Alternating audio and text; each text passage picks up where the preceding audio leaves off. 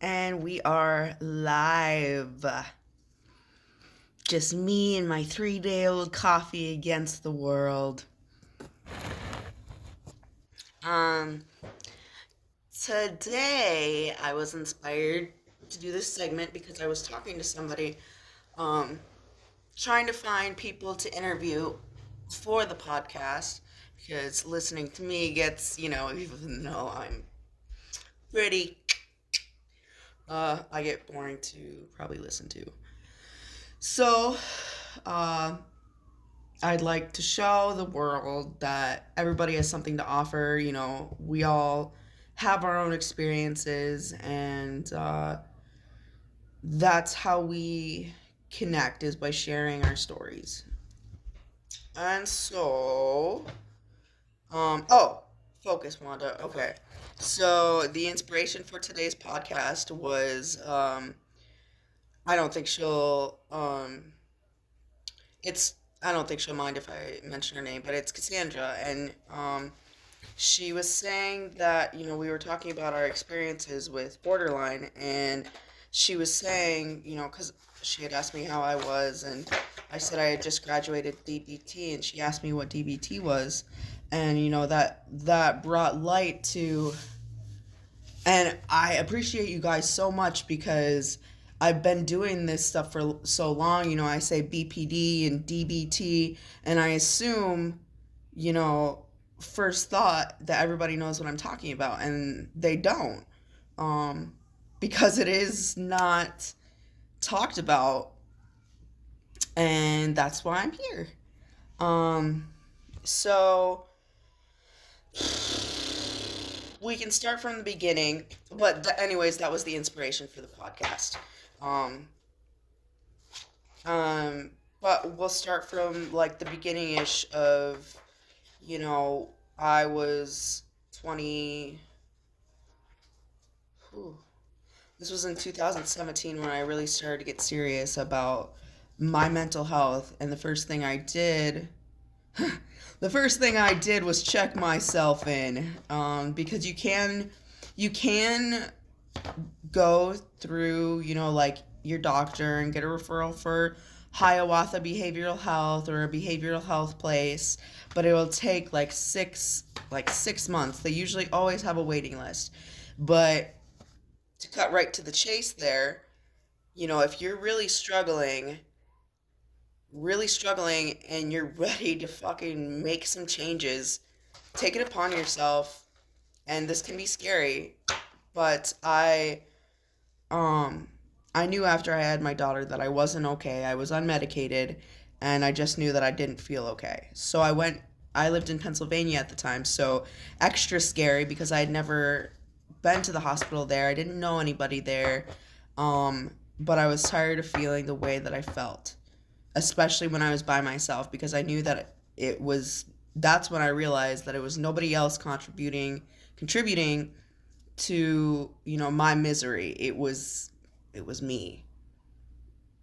And so I had people, a village, shout out to Emily and not Patricia. Yeah, it is her name, Patricia.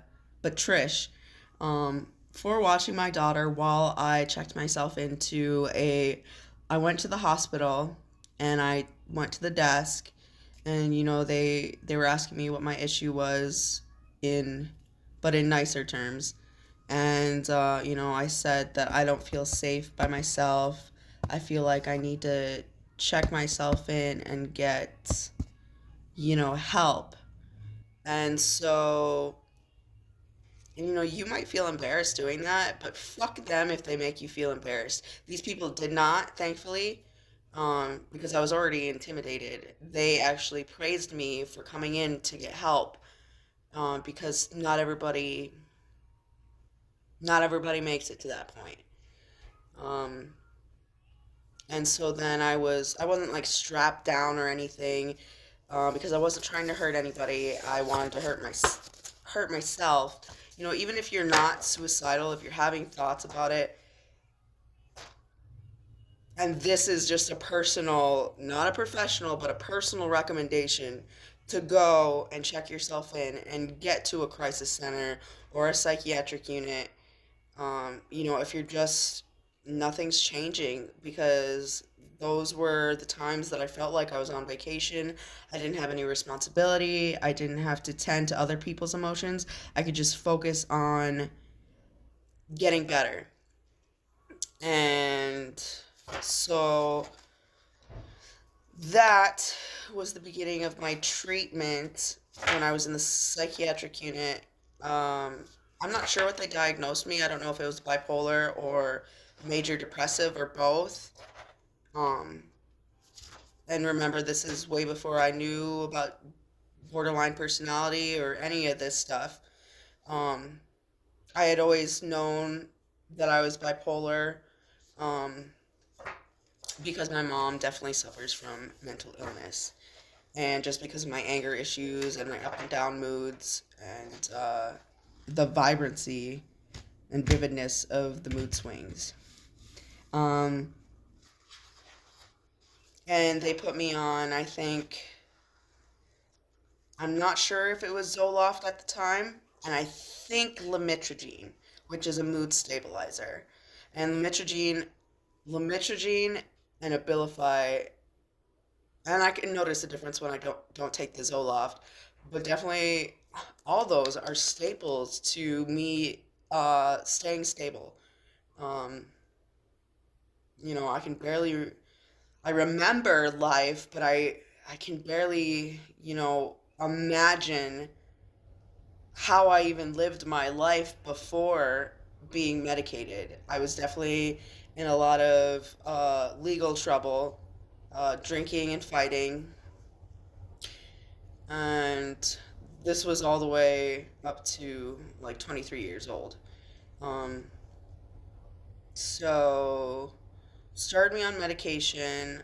I still wasn't happy, but I was medicated, and then um so that's the benefit of going to like a psychiatric unit or a crisis center, is that they will quickly diagnose you and get you on meds that they think will work for you.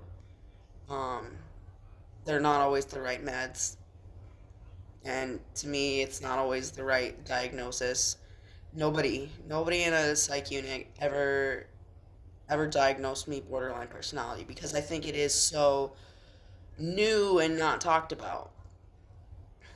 Um, what was I saying? So I was also doing therapy. Um, oh, that's what I was saying.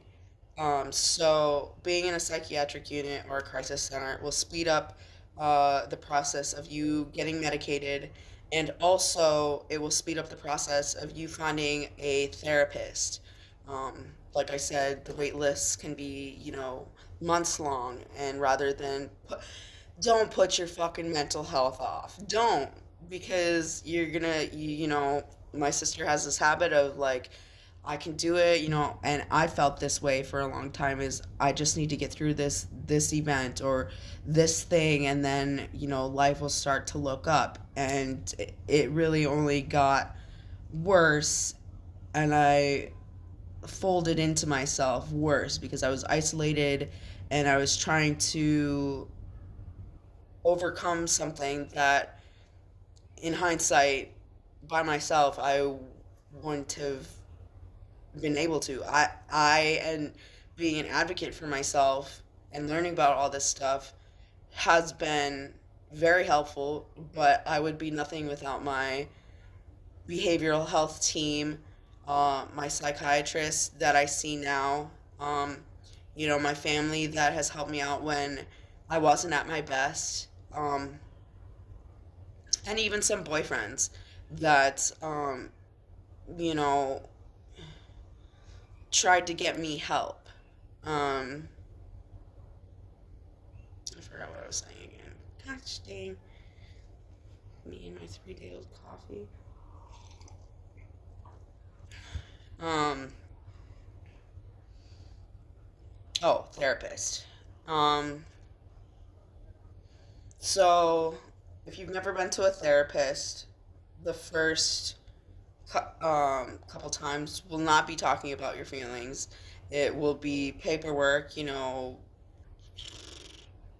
paperwork, signing shit, and kind of, um, the therapist isn't going to be a fix all for you. They're not going to solve your problems, but you can talk. It's like a soundboard. Um, but also in that, it might take you a couple sessions to see if you really mesh with your therapist. And if you don't, please do not let that deter you from getting therapy, because I've been through so many therapists. A lot of it, and I also realized this. I had been getting help for my depression and bipolar sporadically up until 2017. And that for me, because it was so sporadic, I didn't realize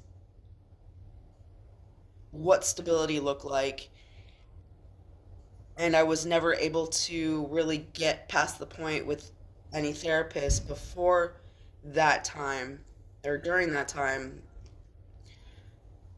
to be able to make the changes. Now I've been with this therapist since 2000, or yeah, 2019, so 4 or 5 years.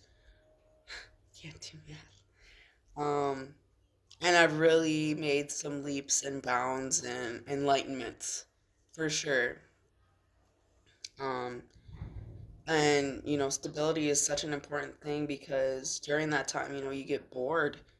Um, you get bored, and you start backsliding. I forgot what I was just saying. During that, oh yeah, stability. During that time, you get bored, and if you're sober, you start to want to find things to keep yourself busy and entertain you and make you happy. Um, so stability is important. So that covers therapy. Um, I don't think that I got to the point where, so if you're not vibing with your therapist, request a new one. Also, I didn't know this in the beginning, but I thought that they would automatically do all the things that I needed themselves. Like they would know what was best for me. Um, I had to ask to switch therapists because I really didn't feel like the one that I had heard me, understood me, anything like that. So I had to request a new one, and then the new one I got was really good. She's gentle with me in a way, but firm, so that I don't get offended, but I can see the other perspective to it. And she's not afraid to do that because, I welcome that. Um, So don't be afraid to request a new therapist. Don't let you not vibing with a therapist deter you from continuing therapy. Um, I honestly think everybody could benefit from therapy because you can talk about anything. Um, Truly, you almost have to be a guide yourself. Like you have to know what your goals are, what you want to accomplish, um, and maybe do a little bit of research about how you go about doing that, because the therapist won't always know that. Um, let's see. Also, I didn't know for the longest time about caseworkers. Caseworkers, I didn't even know that they existed for behavioral health centers, but they do. And they just oversee, they manage your case, and make sure that you're getting rides to your appointments, going to therapy, that you know about these other resources. Um, I had to request one, and um, love her, love my caseworker. She's always like, girl. Why are you missing your appointments? Or, girl, is it this day or this day? And she's just got my back. She's been an advocate for me when, I've gotten in legal trouble and didn't feel, I felt really like the system looks at people, anybody with mental illness, and they're like, they're ignorant. They're not trying to get help. They're mentally unstable. And that's not always the case. So I had my case manager there to advocate for me, to let them know that I'm doing all my things. Um, my only struggle was, and we can all admit this, everybody knew about my anger. So I still needed to get help to get to a better point of being able to navigate my anger. Um, let's see. So at this point, I'm still down in Pennsylvania. I'm doing therapy. I got some of, meds. I got a mood stabilizer and I have a antidepressant. I'm going through a divorce. I have postpartum. And then finally I decide to, after a while, my car broke down. I didn't have a job because of my mental health. I just got burnt out from being a single parent, and there was no family, and I was always with Violet. And I can always relate to people that are a single parent, because at that point in time I was, and I just remember a lot of days waking up and I didn't want to be alive. Um, but don't feel bad for me. Please don't feel bad for me, because I'm in a very grateful spot now. Um, so I moved back to Michigan, lived with my. We were going through a divorce, but we were trying to make it work. So husband, ex-husband at the time, and his grandma. Um, it wasn't a stable environment in regards to the relationship. Um, and anyways, you know, got me to believe that the husband got me to believe that he was going to build this garage into a house, and realistically I knew that wasn't possible, because he'd need plumbing, sewage, all this other stuff, and inspections, and he wasn't that type of person. Um, but I wanted to believe that it was real, um, and that we could be a family. So fast forward to, I had moved back home to Michigan in the beginning of summer 2019. And by the end of the summer, I was just not great. I just wanted to get stoned all the time, because the life I was living, I just wanted to escape from. I was not happy. And so at this point, the end of the summer, I'm like, I don't like it here back home. I'm gonna move back to Pennsylvania. And I did have um, income-based housing set up down there, because I had signed up for it before I left. And um, I also had a friend down there that hired me, and her daughter would watch my daughter. Um,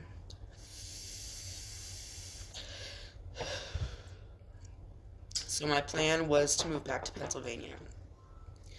And I finally got enough, I felt weird, um, because I wasn't getting a lot of sleep, and I I really cared about my husband at the time, and I didn't want to lie to him. So I let him know that I'd be moving back to Pennsylvania, and they made me feel like that was outlandish, that wasn't a good idea, and maybe it wasn't, with the way my mental health was. Sometimes I wonder, but ultimately I'm happy where I'm at. Um, so then I got this very paranoid feeling, like what if, I want to make sure that I'm making a rational decision for me and my daughter. So I checked myself in. I went to Hiawatha Behavioral Health because um, at this point, during the summertime, I don't remember if I had medication or not. But I knew that I didn't have a doctor. I didn't have therapy. Yeah, I didn't have that stuff. So by the end of the summer, I'm like, not okay. Um, Went to Hiawatha Behavioral Health, told somebody that wasn't okay, that I think maybe I said that I wanted to hurt myself. I don't want to hurt anybody else, but I don't feel safe by myself.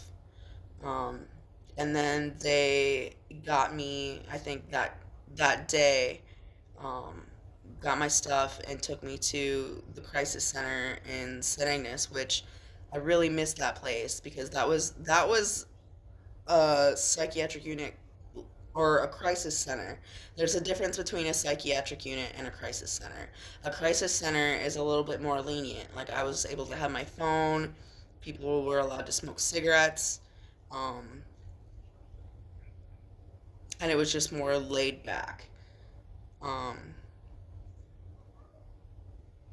so checked myself into that and started to get some sleep and actually eat regular meals and be around people that I knew couldn't be like plotting against me, because that was another factor about living out at Grams's house. Oops. Um, and my husband, her, their, whatever. I was always paranoid that they were plotting against me. They would be whispering and stuff, and maybe they were, but here I knew in the crisis center that it was a safe spot and nobody was plotting against me, so I was able to relax a little bit, get my mind clear, and at that point, I really didn't know what to do, where to turn. I was just like, I'm staying in this situation because I didn't know what else to do. So at that point, I think I came up with a plan to go to the Diane Pepler Resource Center. Um,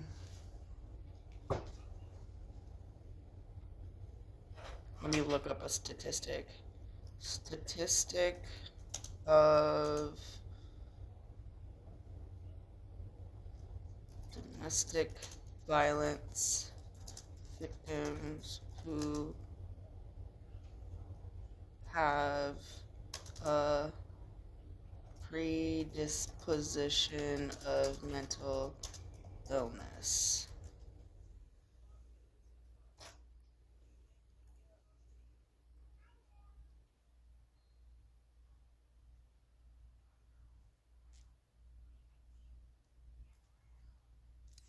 Yeah. See, there's a higher risk of experience adult lifetime partner violence among women with depressive disorders, anxiety disorders, compared to women without mental health disorders. Um, I don't understand these statistics. 95%.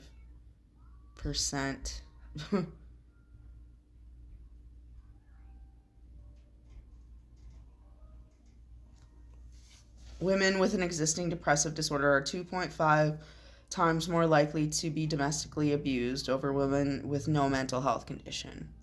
Um, so be aware if you already have a predisposition, mental health, there's a lot of thoughts that go through your head of why you shouldn't leave the situation.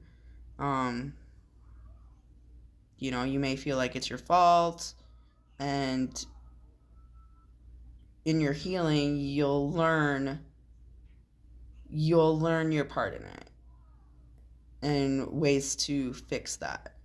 But you got to get out of that environment in order to get yourself healthier. So I'm in the psychiatric unit and um, a plan in place to go to the domestic violence shelter after I leave there. Um, and I'm like I don't know what the word is. Um, Trying to procrastinate leaving because I was super scared. I'd never been to a domestic violence shelter. I've never been homeless at that point. Um, and so I left the psychiatric unit and went and got my daughter and went straight to the shelter. In hindsight, I can't even say in hindsight because, I wish I wouldn't have been so pressed about keeping my daughter away from her dad just because I see now that everybody has something to offer. It's complicated. You know, I'm just grateful that she's where she is now and I've learned the things that I've learned. Um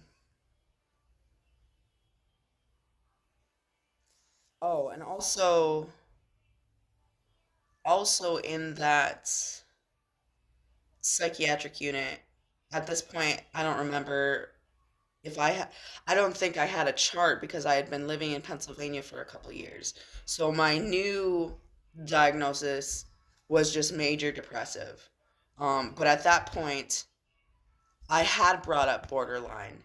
Um, I didn't know exactly what it was, but I knew that I had it by the way people in an online support group, um, also great treatments and maintenance resource is heypeers.com, HEYPEERS.com.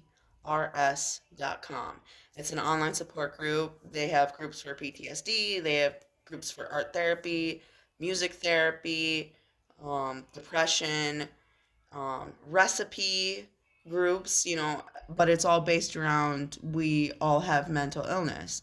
Not all of us, but all the people that, go there. Um, and that's where I learned about people were talking about rapid cycling with moods. So bipolar is like, I don't know if something sets your moods off or if it's just a cycling thing where you get these deep depressions. And so bipolar, your moods are more like, they can be like this, but borderline personality is like, because rejection can set you off. um, for me personally, changing routine can trigger me um, at that point.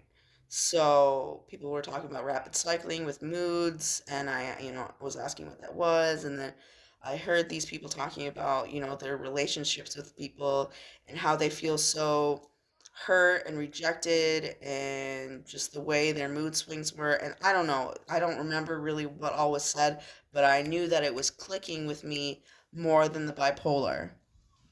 And so I think that's when I started deep diving into borderline, and it just I wouldn't be surprised if I cried, but I was definitely like, a light clicked on and I was like, this is what I fucking have, dude. Nobody's brought it to my attention, and at this point I think I'm maybe 25. And I had been in and out of therapy and stuff like that. So, um yeah. So I get out of the crisis center, go to the shelter, and I'm still going through this divorce, maybe a little bit of postpartum, and just my whole life is like, is this really happening? I never thought I'd be in this situation. So is this really happening? And I felt like it wasn't. And also being in crisis center, I did find out that I was in psychosis. Psychosis, let me look up the definition.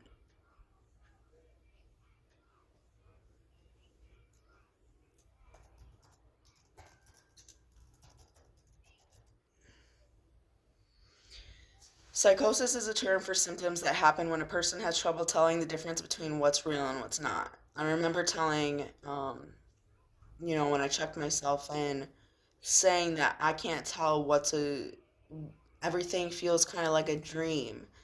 Um, it's hard to tell what's real and what's like paranoia or being made up in my head. Before I checked myself in, I think I really hadn't been getting much sleep because I was so paranoid that I made myself sick. Um,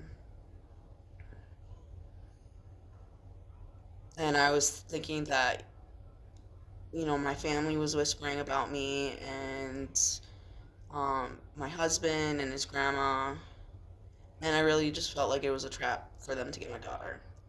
Um,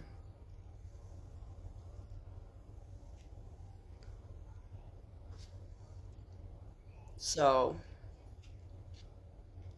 So I'm in the shelter, I'm with my daughter, and I am so uncomfortable because I'm used to being by myself, and at this point I had to live with a bunch of people, and even when I'm at the shelter, I'm scared. I feel like people are talking about me, people don't like me. So I think I don't know how I ended up back at my aunt's. I don't know if they had to have come and picked me up. Um, but my stuff was still at the Diane Pepper shelter. I had stayed the night at my aunt's house, and then at that point, I started thinking again, maybe I should go check myself in again. And I did. I tried to, but the counselor therapist was like, I think you're just scared, like you're going through these things, and it was a lot easier to deal with no responsibilities and not having to make a choice. And you know, I was just like, damn. um, so I really had to take responsibility of my life at that point. Super, super, like more than I already had. So I ended up going back to the shelter, and I did make friends there. I still have a best friend from there. Um, and I'm trying to think if at this point am I in therapy. I think that I think that that whole time, continuing after the unit, that I was in continual therapy. Um, at that point, I wasn't doing DBT. I was just kind of talking about my feelings and my situation, how I felt, yada blada. Um, getting to know my therapist, but I was also going through. So when I was in the unit, um,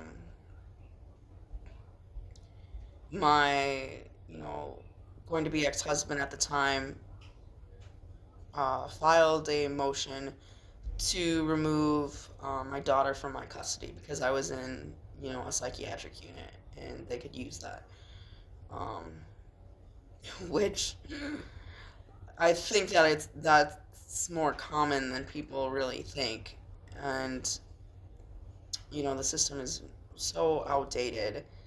Um, but that's an alley that kind of grinds my gears and gets me triggered. But um,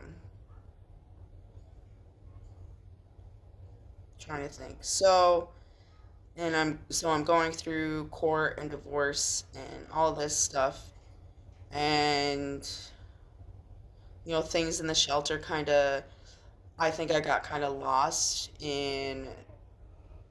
I didn't have this other person. I had Violet with me, but I didn't have this other person like my husband to focus on. Um, and I was really codependent at this point. So I kind of more or less started being friends with the people at the shelter, and then I've kind of lost my focus about getting a job, but I still went to therapy. Um, Fast forward to, so psych unit happened in like maybe I think it was November. Like I had moved to Michigan in June, and November I checked myself in. Um,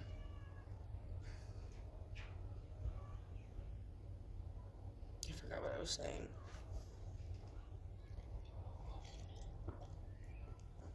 So fast forward, I stay in the shelter.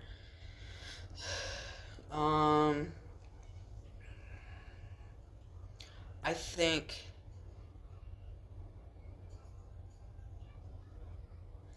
I think maybe, see, this is where it gets a little blurry. Um,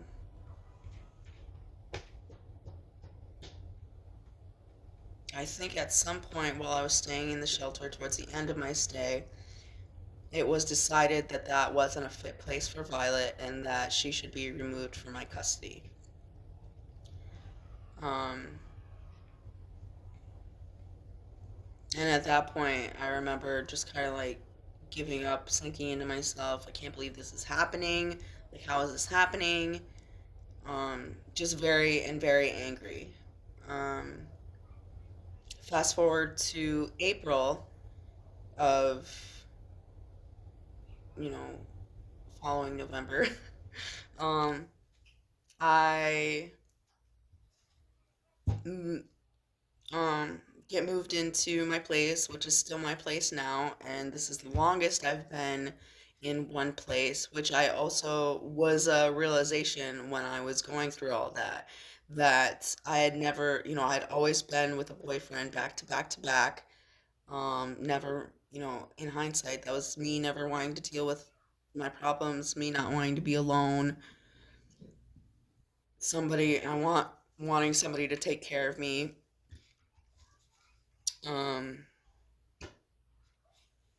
and I had also realized that I had jumped from living with my great grandma, and then she passed away, and then I lived with another grandma, and then, I got expelled, and this, that, the other. I think I might have moved away or moved with a boyfriend, and then, so, other grandma, and then a couple boyfriends, and then jumped back to my aunt's house. I had never had my own place. Um, so how old am I at this time? I gotta be like 25, 26, 27, and finally moved into my own place. Um, that was in itself a big transition to live by yourself. Um, it was very emotional, very erratic. For a long time, I had, again, like I hadn't really been a drinker, but then I live, now I live next to the merch. And so when I first moved in here, I was like an alcoholic. Um, Not an alcoholic, but kind of more of a binge drinker. And so, am I still doing therapy at this point? I had to have been. It wasn't always straight. Therapy at this point was probably every other week, um, or once a month. And um, I don't have a job at this point, and I'm really just by myself. Um, And in therapy, I'm talking a lot about divorce and a lot about Violet. Really traumatized by Violet not being with me. Um, and then I get into having a peer specialist, um, which go back to checking into the crisis center here, um, during that November. I didn't know what a peer specialist was, and now I would love to be one. Like that's my ultimate goal. Um, a peer specialist is somebody that gets certified and they've been through, life experience of mental illness, and they're there to help um, help you navigate and help guide you through similar situations. Um, and so, fast forward back to this point, I'm by myself. I get a peer specialist. They help take you to appointments, go grocery shopping. Um, can be a soundboard. You guys can just go out and decompress. Just kind of somebody that can relate to you, and you can be yourself. And um, yeah, during this time, I believe I'm medicated on Zoloft and Lamotrigine. Um,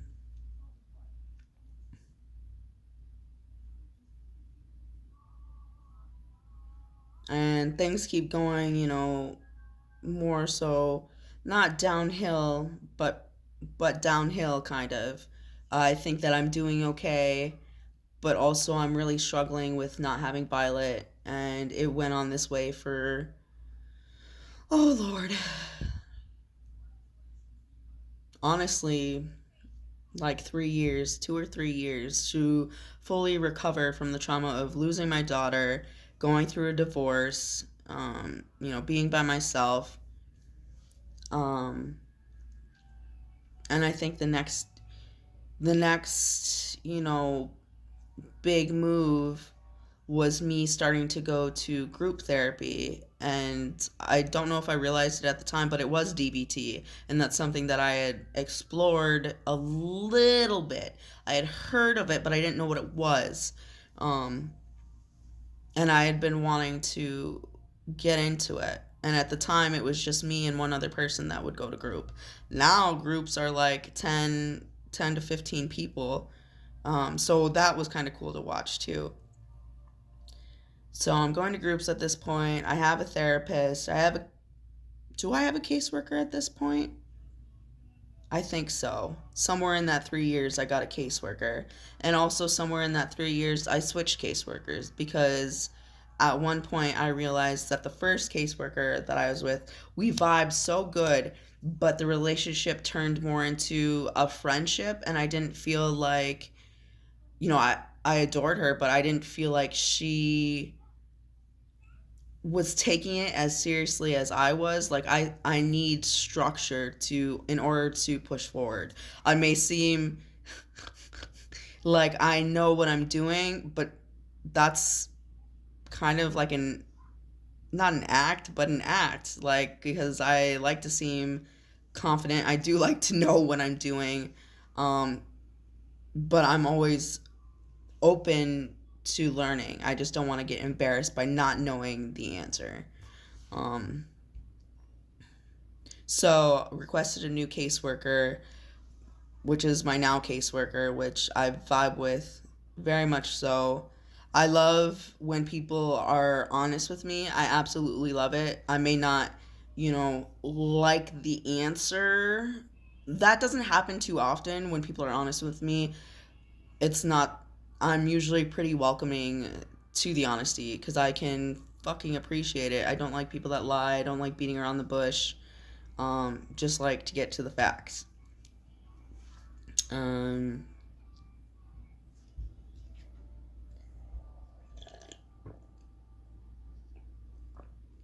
and I think during that 3 years, I had requested DBT also, not only in group therapy, but individual one on one therapy. Because, in the beginning, I assumed that the therapist would know, I'm borderline. Um,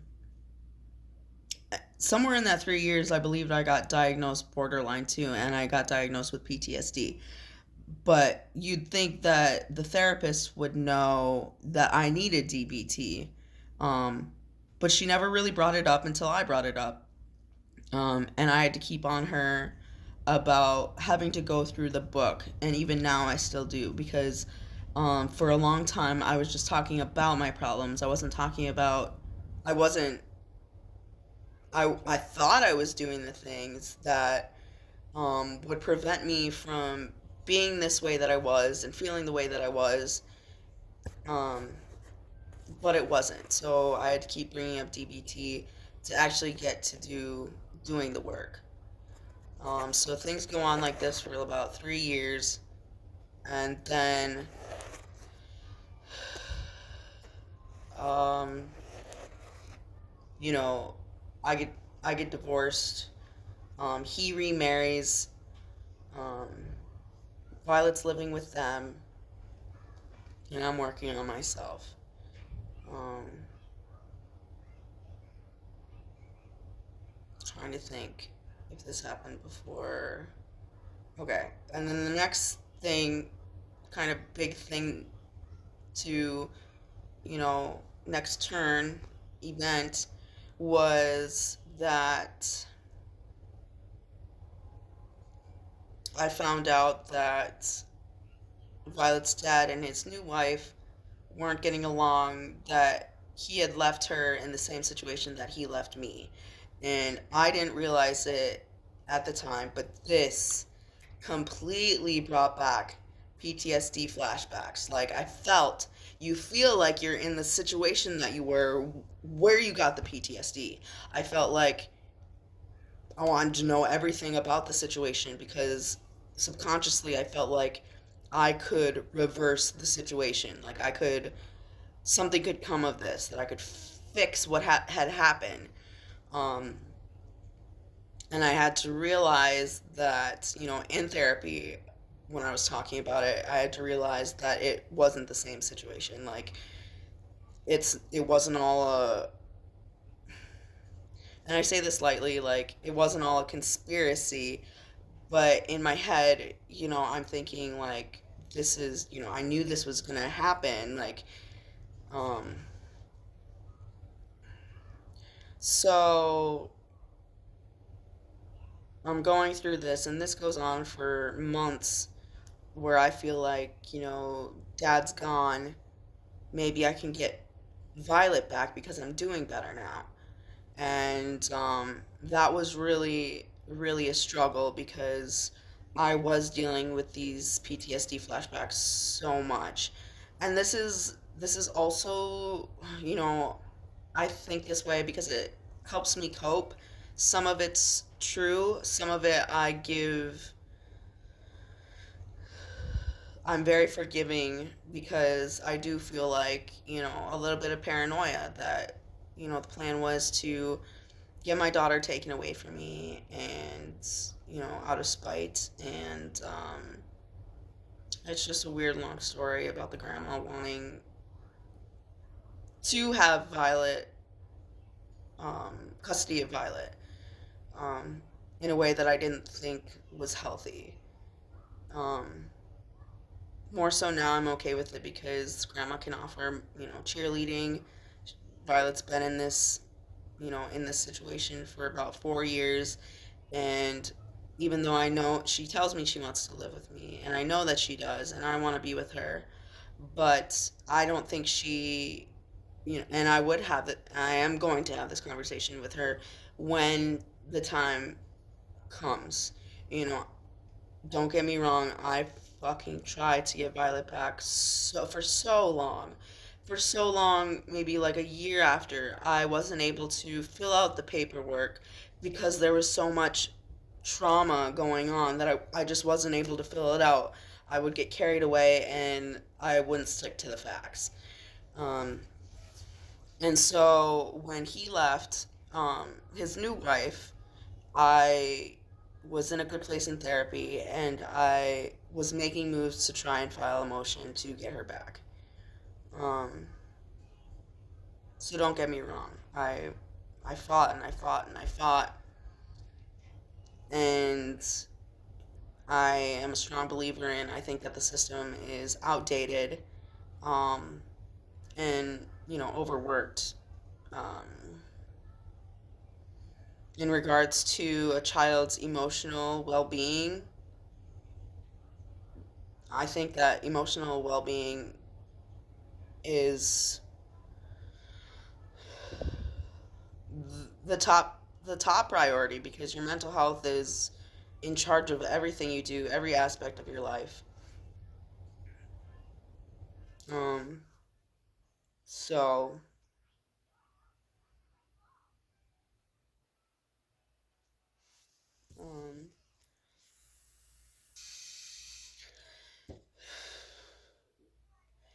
Anyways,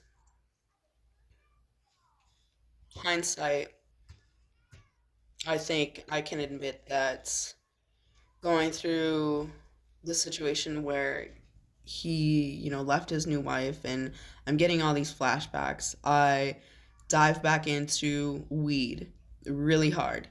Um,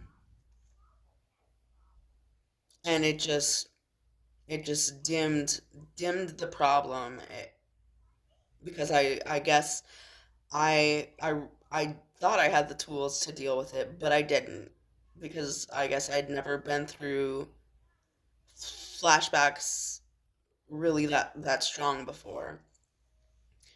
And so I start smoking weed again, and this really, I'm not in a delusion, but my fear in wanting to get my daughter back drove me to self sabotage. Um, I worked really hard on my case and I felt good about it. But the day came where, court was, and I had got the time wrong. I was 15 minutes late, and Violet was declared no longer mine again. And how disappointing.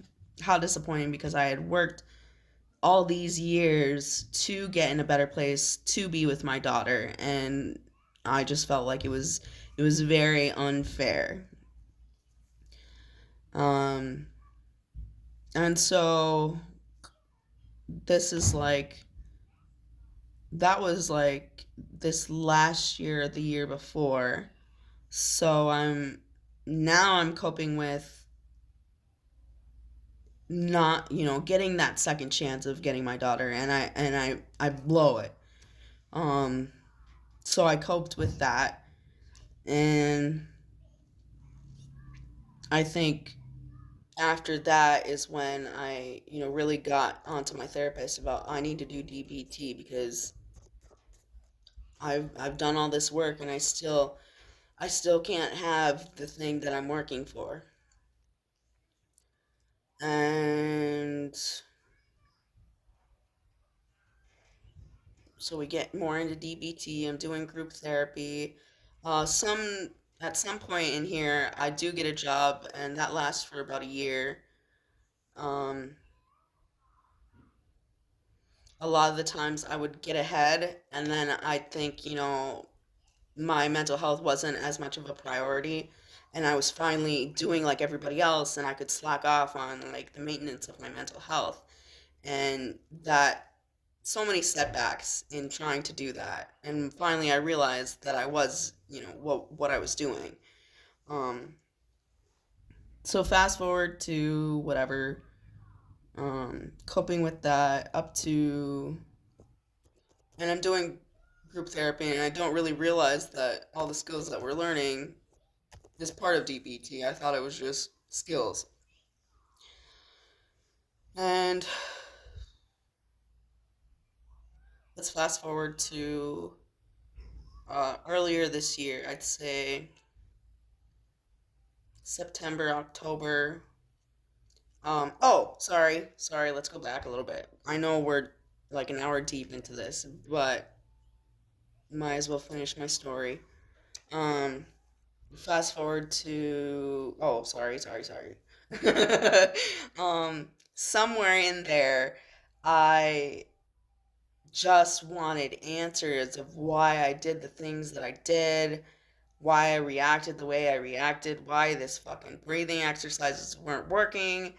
And so I came about the possibility of being autistic because a lot of things hit home with me. But I didn't know how to explain it to anybody. And I was so scared. Like, I was scared to say it out loud because I thought that people wouldn't believe me. Um, and actually, when I brought it up to my therapist, she was like, I want you to realize how hard it is to get a diagnosis of autism now, and especially in adults. And she ain't shitting. But what I didn't understand is that, she's still the way I took it was she was dismissing me and that she didn't believe me and that I was just going to go with the wind. And so I was hesitant in going back to this therapist, but I was able to go somehow, and then I was able to tell her how I felt, that she had just dismissed me and that she didn't believe me. Um and so this is a big, like, kind of monumental moment that I was able to her and I were able to, I don't want to say rekindle, but repair our what I had seen as a severance kind of in our relationship. Because if somebody didn't, hear me out, I would, I don't need you, like, you're not understanding in my situation, get out. But we were able to repair the relationship, and she gave me logical resources um for me to get the diagnosis. I think that um she looked up places because they couldn't do it at HBH. And I didn't know that. So she looked up for me places that would test me. And so we find this place, and I think I think that I needed a recommendation or a referral from my doctor at this point. So I get a referral from my doctor, bless her heart, because, you know, during this time I'm having her also in there. One of the things that could be a possibility of your moods and your fatigue are your hormones being imbalanced. And so also during, that whole journey, I had gotten my hormones tested because I really thought that was another part of my problem. I'm telling you, I dove deep into this research. I was constantly, constantly about my mental health. Um, and so I don't even know where I'm at now. Oh, my doctor gave me a referral, and finally the time comes, and I see the psychiatrist out of Kalkaska, and it's over Zoom, and I tell them why I think I'm autistic, and it wasn't it wasn't a written test, and I believe that the real test is, on paper. I think that there's a lot that goes into it, and I feel like a lot of doctors just don't want to, I don't know, play with the idea. I don't know why. Um, because if somebody is autistic and you're trying to live a real life, that is just a recipe for depression. Because that's how I felt all my life, is that, like, everybody was watching a different channel than I was. Um, so we just do basically talk, and why I think that I'm autistic, and he says that it's probably more likely than undealt with unresolved trauma. And I'm like, fuck. um, but at this point, talking to him, I was kind of like disappointed, but also at this point I was ready to accept that answer. Um,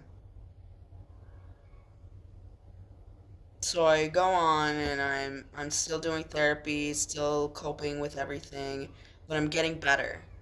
I don't see it right away, but this is really the year that I'm being tested, and pieces of the puzzle are really coming together. Um, because I never would have thought, going through trying to be tested for autism, I would find one of the key components in, and not the key component that I thought it would be, which was the autism, but somehow, I went through a couple psychiatrists, not by my choice, but um, I'd go to do my online thing, and they just be a different whatever, so I'd have to re-explain. And then finally, about the third one, um, I explain, my anger, and she seems to understand, and she thinks maybe raising my mood stabilizer will make a difference. And also at this point, I say, I don't know, because when I was in crisis, they tried to raise my mood stabilizer, and it just made me feel tired like a zombie. And so that is what happened after, her trying to raise my mood stabilizer. I felt groggy like a zombie, and that wasn't the answer. So, um, she suggests taking my mood stabilizer in the morning, because at this point I'd always taken it at night, and she's telling me, because it's a tablet or whatever, it's working through the night. It's not, um, you know, by the time day hits, it's not working as well as it could be. And I tried this for a while, and I think it just made me a little bit numb, sort of. I don't know how to explain it. It was more like kind of being numb. Um, and I didn't think that that was the answer either, because I think it made me a little bit more agitated. Um, so, note to the people, the time of day that you take your medication matters. And try and make it the same time every day, because that also makes a difference. Set an alarm, and also have a pill container, because, if you just have pill bottles, you're not going to remember always if you took your medication, or knowing when that you're going to run out. Um, those are also big, things that can help. Um, so, a month goes by, and, I let her know that it's not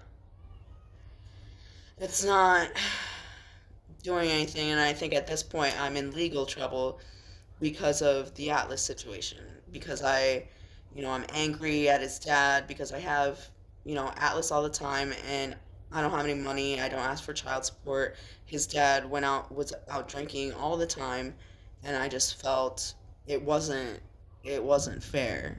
And so, to try and remedy that, I was gonna have his dad, um, pick him up instead of going out drinking, even though it was my day.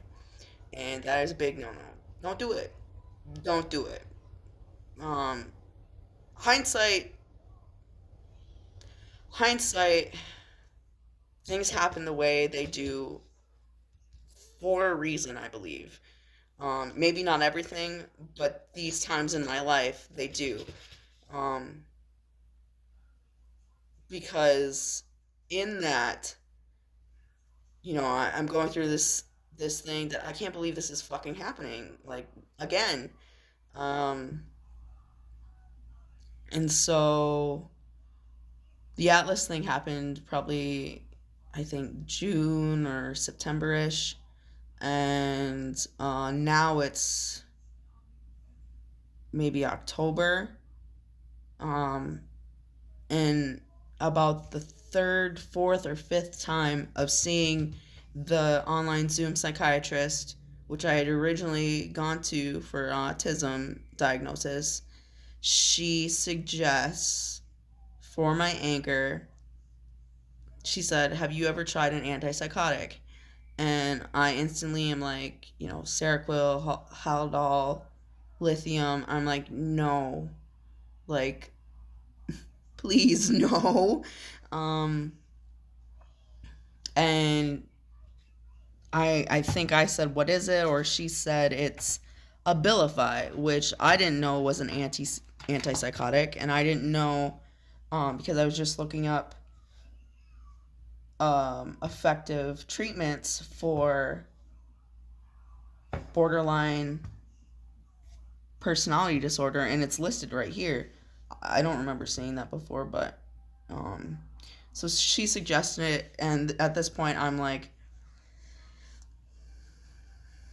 um, I'm desperate. I'll try it, and I try it, and things start to change.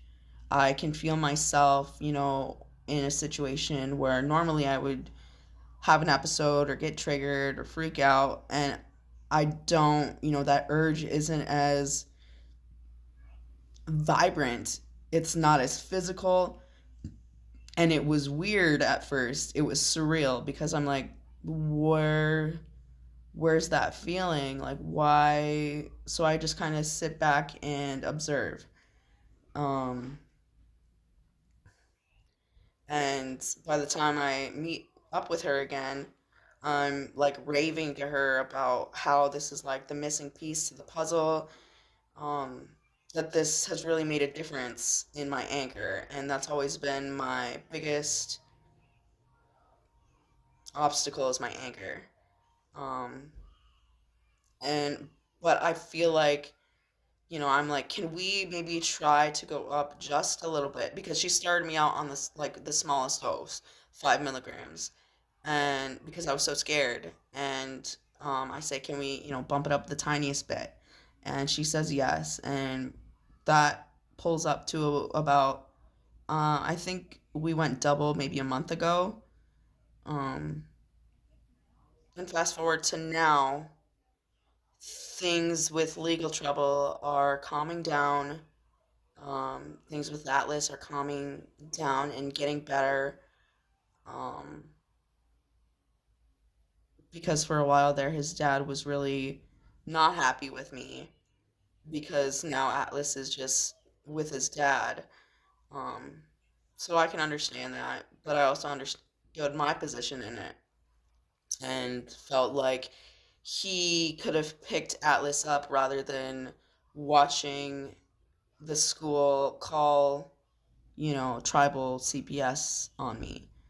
Um, and so now fast forward to now, and we're getting along, and he's allowing me to see Atlas, and I can see Atlas more, and our bond is getting back to normal where I can, he feels like, he sees me enough where he's comfortable just being my boy again. Um, and this is almost, I'm just so grateful for this time because, um, I'm pretty okay with the Violet situation, her being where she's at. I've made, most peace with it. And this is, you know, almost losing Atlas for almost the same reason. Yeah, basically my mental health not being good. Um, I did it differently this time. I kind of submitted to, um, what if my mental health isn't as great as it could be? Um, there's been another time in my life, which was when I lost Violet, where I didn't see that I wasn't mentally okay, even though like I was doing all the things that I knew that was in within my resources, within my reach, and it just I couldn't help myself. There was just more that other outside things would do to help me better. And that's always really hard to admit, but hindsight, I can admit it now. Um, so, and then I just graduated DBT a few days ago, which fucking cool, dude. And I'm the most stable I've ever been. And it's been this way for about a month now, a month or two. And it takes getting used to like waiting for the other pin to drop, being scared of how good things are going, but I'm so blessed and so grateful because I am able to do this podcast now. Because I'm at a good point. I want to help people and just give hope because they're for the longest time there. It's been like this whole journey has been like all my life, but really all my life since I was young, I've been in therapy and I've always dealt with anger issues and, rejection issues and abandonment issues. And um, so they don't tell you that, you're not going to get better in a month. Like, maybe, depending on how severe your stuff is, but it can take, twice as long as you were in that not good place to get in a better place. Like, it took me, it was the longest 2 years of my life, but it took me about 2 years, 2 or 3 years to get in a better place with the Violet situation and healing from my divorce. So, thank you if you made it this far. Thank you if you've even watched a little bit of it. I guess to summarize, treatments for borderline personality can range anywhere from dialectical behavior therapy, which is geared specifically more towards borderline personality, and I think PTSD, just regulating your moods, distress tolerance, distress tolerance, personal effectiveness, um, things to that nature. I'm looking up here. Mentalization based therapy, MBT. I've never heard of that. Helps patients improve their sense of self and relationships. Transference focused psychotherapy focuses on a patient's sense of identity and relationships. I've never heard of that. CBT I've heard of. I didn't know that that's what it was called until somebody explained it to me, which is basically, I think this is also what I'm in now, besides DBT, because we just talk. It says a type of talk therapy that can help with BPD. There's also, I think this is what I'm in. It's called a wellness recovery group, but here it's called Systems Training for Emotional Predictability and Problem Solving, or STEPS, a group therapy program that combines CBT, skills training, and systems therapy. So those are the therapy parts of the puzzle. And I strongly believe that it takes all three: medication, therapy, um, you know, okay, so three or four changes in lifestyle, and a support group. I had to learn that because I like to do things on my own. I like to not ask for help and just, be proud of myself, not be embarrassed. So, and then another aspect, key aspect was the medication. I have a mood stabilizer, a SSRI, um, which there's a couple different types of antidepressants. I think there's SSRIs and I'm not sure. I can't be sure of what the other kind is called. Um, Google suggests for medications. Oh, something I didn't mention at all was another thing that you can do to help yourself is request a gene test. My insurance covered it, and it's just a swab test where you get a swab, send it in, and they'll come back with, what medications will work best for. I think it covers dep- depression, maybe antipsychotics, maybe pain meds, but something of that sort. And I also learned that I had a folic acid deficiency, which contributed, which I learned contributed to my fatigue and my depression. So keep that in mind. Vitamin D, folic acid, B12, take your fucking vitamins, because that makes a big difference too. Um, and I'm reading other medications that may help. Serotonin norepinephrine reuptake inhibitors. I think that might be the other kind of antidepressants, but don't quote me. Um, SNRIs, like Effexor. Um, I don't even want, I don't know. Norepinephrine dopamine reuptake inhibitors and DRIs, like Wellbutrin. I've heard that working for people. And atypical antipsychotics like Abilify is one of the last suggestions. Um, and that was the key component to, getting my anger in check and being stable enough to realize the things that I was doing. Um, this also suggests lifestyle changes like eating nutrient dense foods like fruits, veggies, lean proteins, and whole grains.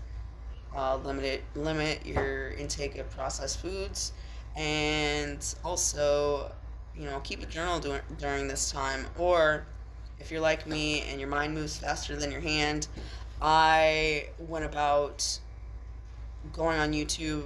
First, I'd make a video diary. And so that I had them for later, I uploaded it to YouTube, but I put it on private so only I could see them. And I think somewhere in this journey of the podcast, I will go back through, watch them, and maybe download and upload them to the new page, um, just to see my progress, because I, I, I almost have like this little anxiety of going back to watching them, because I get this like feeling. But also, I did go back and watch one of them recently, of when I was first going through this Atlas thing, and I remember feeling that way at the time, but looking back at it, it was a little bit cringy, because I was like, why do I have such an attitude? Um, so I would like people to see, the difference of putting in the work and not feeling like it's fucking working, but it is. Um, and that's all. An hour and 17 minutes later. Um, Thank you for listening. I hope you got something out of it. And yeah, everybody have a beautiful night. You guys are beautiful and know your worth.